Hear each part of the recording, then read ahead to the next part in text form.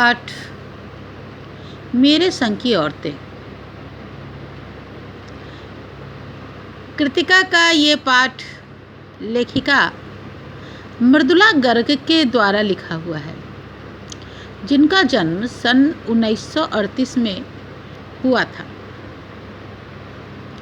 समकालीन हिंदी कथा साहित्य के महत्वपूर्ण हस्ताक्षर मृदुला गर्ग का जन्म कोलकाता में हुआ।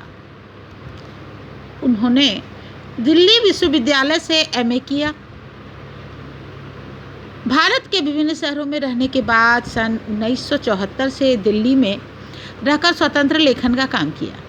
कथा साहित्य के अलावा उन्होंने अपने समय और समाज के समस्याओं पर वैचारिक निबंध भी लिखे थे। उनकी प्रमुख कृतियाँ थीं उनके हिस्से की धूप, अनित्य, चित्तकोबरा, कठगुलाब इत्यादि।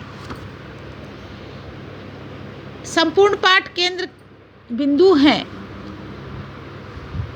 इस पाठ के संपूर्ण केंद्र बिंदु औरतें हैं। इस अध्याय में लेखिका ने अपने परिवार की विभिन्न औरतें जैसे नानी, माँ, अन्य 4 अन्य बहनों के बारे में बताया है।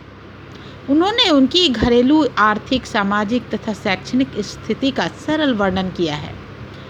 अपनी नानी के बारे में लेखिका लिखती हैं कि नानी परंपरागत पर्दानशी महिला थी और शादी के तुरंत बाद बैरिस्ट्री पढ़ने इनके नाना विदेश चले गए थे। जब वो वहाँ से वापस आए तब उनमें अंग्रेजियत का अंश आ गया था, परंतु इन बातों से दूर नानी अपना जीवन अपने ढंग से जीती थी। लेखिका के शब्दों में, मेरी एक नानी थी। जाहिर है मैंने उन्हें कभी देखा नहीं। मेरी माँ के शादी होने से पहले ही उनकी मृत्यु हो गई, पर उनकी कहानियाँ हमने बहुत सुनी थी।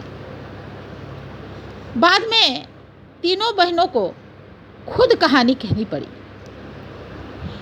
नानी से कहानी भले न सुनी हो, नानी की कहानी जरूर सुनी और बहुत बाद में जाकर उनका असली मर्म भी समझ में आया। बल्कि इतना ही जाना कि मेरी नानी पारंपरिक अनपढ़ पर्दानशी औरत थी, जिनके पति शादी के तुरंत बाद उन्हें छोड़कर बैरिस्ट्री पढ़ने विलायत चले गए थे। कैम्ब्रिज विश्वविद्यालय से डिग्री लेकर जब वे लौटे और विलायती रीति रिवाज के संग जिंदगी बसर करने लगे तो नानी के अपने रहन सहन पर उसका कोई असर नहीं पड़ा। न उन्होंने अपनी किसी इच्छा, आकांक्षा या पसंद नापसंद का इजहार पति पर कभी किया। कहने का मतलब यह है कि नानी गांव में रहती हुई, ग्रामीण परंपरा का पालन करती हुई, पर्दानशी रहती हुई भी आज़ाद ख्याल की औरत थी। उनके पति जब बाहर से पढ़ के आए और अंग्रेजियत भरी ज़िंदगी जीने लगे, विलायती रीति रिवाज से अपनी ज़िंदगी का बसर करने लगे, तब भी नानी अपनी ही पसंद के अनुसार, अपने ही रहन सहन जिससे वह चलती आ रही थी उसी का अनुसरण करती रही। बल्कि अपने पति के रहन सहन और जीवन का उन पर कोई भी असर नहीं पड़ा। न उन्होंने अपनी कोई इच्छा उन पे थोपी। ये बताता है कि नानी बहुत ही आज़ाद ख्याल थी। वो कितनी आज़ाद ख्याल थी और देश से कितना प्रेम करती थी, यह नीचे की घटनाओं से पता चलता है।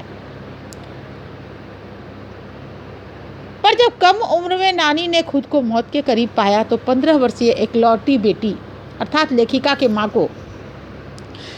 की शादी के फिक्र ने उन्हें इतना डराया कि सबसे पर्दानशी रहने वाली इनकी नानी एकाएक ही बोल उठी, मुँहचोर हो उठी।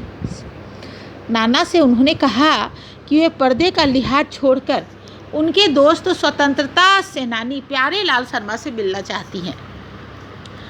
अब नाना भी बेचारे क्या करते। वो हैरान तो रह गए थे कि जिस पर्दानशी औरत ने पराए मर्द से क्या, अपने मर्द से भी मुंह खोलकर बात नहीं की, मतलब अपने पति के सामने भी वह घूंघट में ही आती थी, आखिरी वक्त में एक अजनबी से आखिर क्या कहना चाह रही हैं।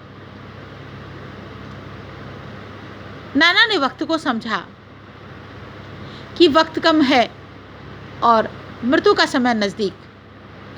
मौके की नजाकत की लाज रखी, जवाब सवाल में वक्त बर्बाद नहीं किए और फौरन ही दोस्त को लेकर वहाँ चले आए। और बीवी के सामने पेश कर दिया। इसके बाद जो भी हुआ वह भी आश्चर्यजनक ही बात थी।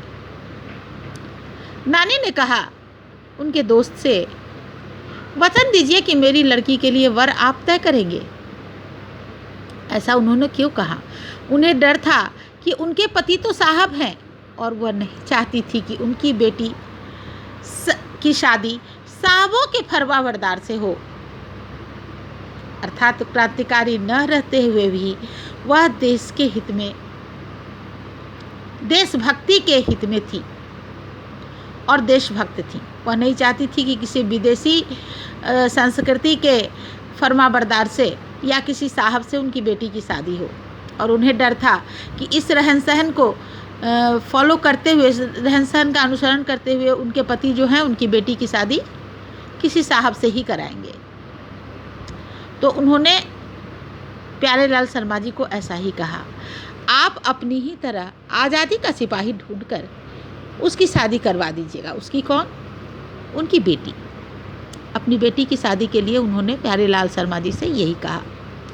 कौन कह सकता था कि अपनी आज़ादी से पूरी तरह बेखबर उस औरत के मन में देश की आज़ादी के लिए ऐसा जुनून होगा। सभी जो समझ रहे थे कि वह आज़ादी के नाम को भी नहीं जानती, लेकिन उसके लिए, आज़ादी के लिए ऐसा जुनून होगा यह कोई सोच भी नहीं सकता था।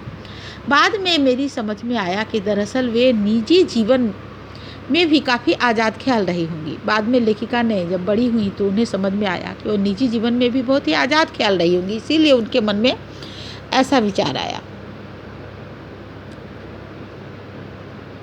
ठीक है, उन्होंने नाना की ज़िंदगी में कोई दखल नहीं दिया था, ना उसमें साझेदारी की, पर अपनी ज़िंदगी को भी अपने ढंग से जीती रही और उस पर किसी का हस्तक्षेप न होने दिया। पारंपरिक, घरेलू, उबाऊ और खामोश ज़िंदगी जीने में आज के हिसाब से क्रांतिकारी चाहे कुछ भी न रहा हो, पर दूसरों की तरह जीने के लिए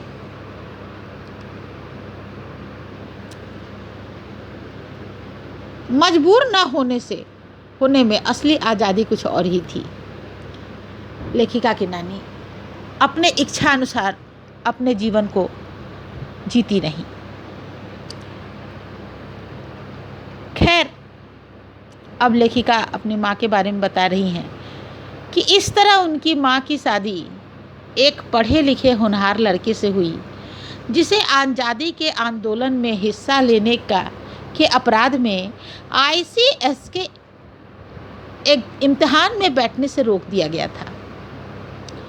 क्योंकि उसने योग्यता रहते हुए भी उसने आज़ादी के आंदोलन में भाग ले लिया, इसलिए उसे आधिकारिक एग्जामिनेशन में बैठने के लिए रोक दिया गया, जिससे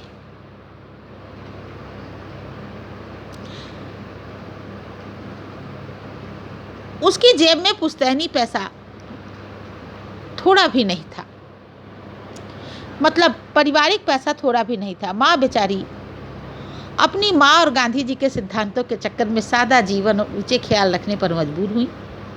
अब वैसे लड़के से शादी हो जाने के बाद उपाय ही क्या था? तो वह गांधी जी का अनुसरण करने लगी और सादा जीवन जीने को मजबूर हो गई।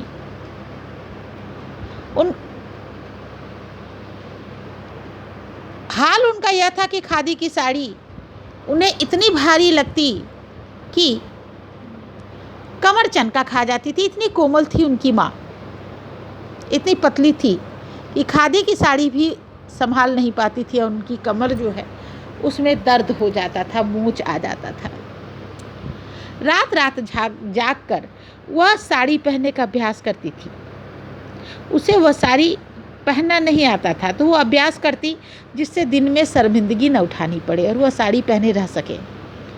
वह कुछ ऐसी नाजुक थी कि उन्हें देखकर सास यानी लेखिका की दादी ने कहा था, हमारी बहू तो ऐसी है कि धोई पोछी और छीके पर टांग दी। गनीमत यही थी कि किसी ने उन्हें छीके पर से उतारने की पेशकश नहीं की। अर्थात कहने का अर्थ ये है कि उनके सास के कहने का अर्थ ये था कि उनकी बहू जो ऐसी है उससे तो काम कराना मुश्किल है, क्योंकि वह थी दुबली पतली है, उसे तो धो पोछ करके नहा धुला करके एक जगह बैठा दो। और किसी ने ये पेशकश भी नहीं कि उन्हें काम करना चाहिए। तो ऐसी थी उनकी माँ। अब ये क्यों नहीं